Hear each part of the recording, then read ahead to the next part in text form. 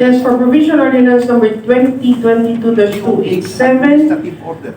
entitled an ordinance amending Provincial Ordinance number 2012-095/2012, an ordinance institutionalizing the hospital's consignment system in the province of Iloilo.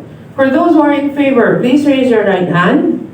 Mr. Secretary, please note. It appears, Your Honor, that all members present. Yes, with by the result of the voting, for Provincial Ordinance number 2022-287, entitled an ordinance amending Provincial Ordinance number 2012-095/2012, an ordinance institutionalizing the hospital's consignment system in the province of Iloilo, authored by the Honorable Domingo B. Oso Jr.